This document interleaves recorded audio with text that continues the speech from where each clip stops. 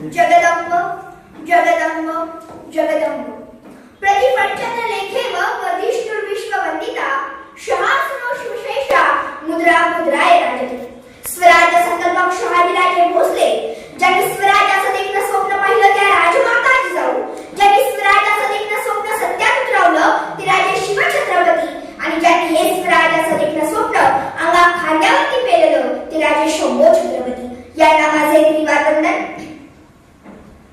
उपस्थित मान्यवर आणि सर्व शिवभक्तांना माझ्याकडून शिवजयंतीच्या खूप खूप शुभेच्छा सर्वांना जय शिवराय शतकानुशतके जुलमी राजवटीच्या जाचाने महाराष्ट्र देश भिजला होता या सह्यभूमीला कोणीच वाली भुलला नव्हता पाच सुलतानी सत्ता महाराष्ट्राच्या छातानावर थैया थैया नाचत होत्या रयत सुलतानांची चाकरी करत मरत मरत जगत होती आणि जगत जगत मरत होती अखेर या निराशेच्या गर्तेत शिवनेरी किल्ल्यावर काळोखाला भेदून शिवप्रभूंच्या रूपाने अरुणोदय झाला 19 फेब्रुवारी 1630 रोजी जिजाऊच्या पोटी शिवबाराजांचा जन्म झाला शिवबाराजांना बालपणापासूनच शौर्य आणि पराक्रमाचे संस्कार दिले जात होते आणि न्यायाची जाणीव करून दिली जात होती बेंगलोरला असताना शहाजीराजांनी मासाहेब जिजाऊंना आणि शिवबाराजांना स्वतःचा मनसुबा करून दाखवला की आम्ही थोरले पुत्र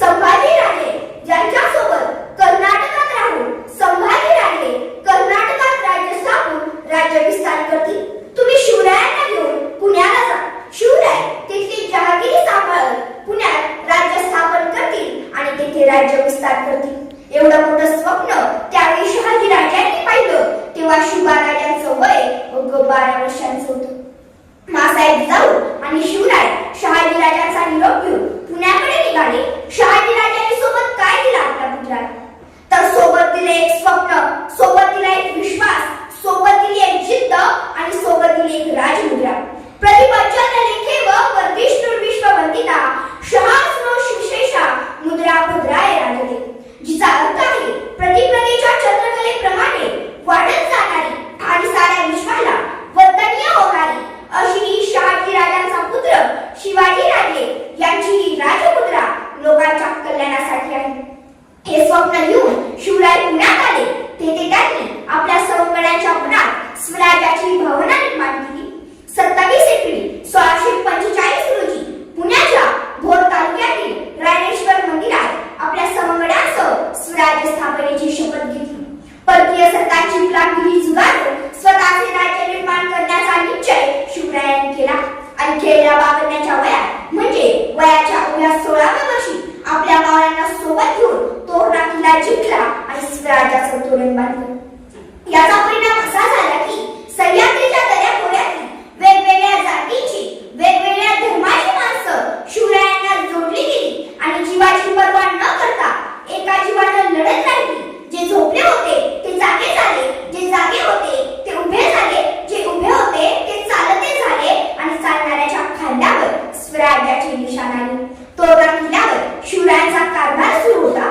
किल्ल्याची दुरुस्ती सुरू असताना मोहरांनी भरलेल्या घागरी किल्ल्यावर सापडल्या या स्थनाचा वापर करून शास्त्रास्त्र विकत घेतली दारुगोळा जमा केला त्यानंतर मुरुंब देवाचा डोंगर ज्यावर अधिशहाने अर्धवट किल्ला बांधला होता तो किल्ला जिंकला त्याचे उर्वरित बांधकाम पूर्ण करून तेथे एक राजधानी बांधली गेली ती म्हणजे स्वराज्याची पहिली राजधानी किल्ले राजगड स्वराज्याची घोडदौड वेगाने सुरू झाली एका पाठोपाठ एक शूर मावळे राजांना मिळत गेले एका पाठोपाठ एक यश अपयश पचवत एक एक गडकोट जिंकत बांधत स्वराज्य झेपावत राहिले एका पित्याचा आपल्या पुत्रावरील विश्वास म्हणजे स्वराज्य एका पित्याने आपल्या पुत्रावर केलेले संस्कार म्हणजे स्वराज्य एका मातेने आपल्या पुत्रावर केलेले संस्कार म्हणजे स्वराज्य सखे सवंगडी आणि मावळ्यांची राजांवरची निष्ठा म्हणजे स्वराज्य आणि सर्वसामान्य रयतेचं स्वतःचं राज्य म्हणजे स्वराज्य या वाटत्या स्वराज्यासाठी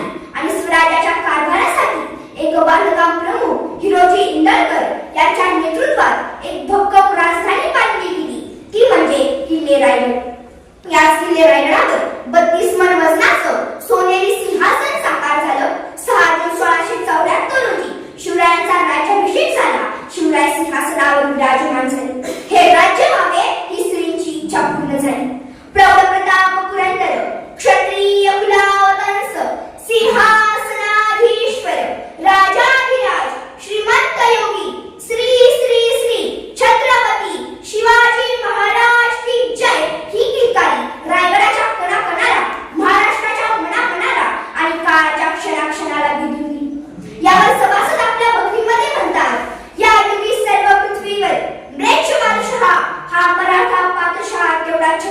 झाला ही गोष्ट काही सामान्य झाली नाही. खऱ्या अर्थानं शेतकऱ्यांचं, कामकऱ्यांचं, कष्टकऱ्यांचं राज्य या मातीमध्ये अवतरलं. सर्वसामान्यांचं या मातीच्या लेकरांचं छत्र निर्माण झालं आणि या छत्राचे पहिले छत्रपती शिवराय झाले. शिवराय स्वराज्याच्या वाटचाली शिवरायांनी अनेक गडकोटांसोबतच अनेक जलदुर्ग बांधले. समुद्री मार्गाने होणाऱ्या आक्रमणाचा धोका ओळखून आरमार स्थापन केला. जहाज बांधणी उद्योग सुरू केला. म्हणूनच म्हटलं जातं Shivaji Maharaj is father of Indian navy. शिवरायांनी स्वराज्यासाठी शास्त्रास्त्र निर्मिती केली. जलसंधारण करतच अनेक धरणं बांधली, अनेक तलाव खोदली. यातून स्वराज्य स्वावलंबी होत गेलं. सोबतच रोजगार देखील निर्माण होत होता. आजही आम्ही प्रतापगडावर जातो तेव्हा प्रतापगड आम्हाला सांगतो राजांनी बलाढ्य आणि क्रूर अफजलखानाचा वध करून पराभव कसा केला ते. आजही आम्ही पन्हाळगडावर जातो तेव्हा पन्हाळा आम्हाला सांगतो सात मावळे आणि कोंडाजी फर्जत यांचा पराक्रम आणि शिवाकाशी यांचं बलिदान. आजही आम्ही पावनखिंडीत जातो तेव्हा ती खिंड आम्हाला सांगते 200 बांधणारी बाजी प्रभूंचा पराक्रम आणि बलिदान. आजही आम्ही सिंहगडावर जातो तेव्हा सिंहगड आम्हाला सांगतो तानाजी मालुसरे यांचा पराक्रम आणि बलिदान. आजही आम्ही कोकण किनारपट्टीला दिमाखात उभा असणाऱ्या सिंधुदुर्ग किल्ल्यावर जातो. तेथे राजांच्या पायाचे आणि हाताचे ठसे आहे आणि राजांचं मंदिरही आहे.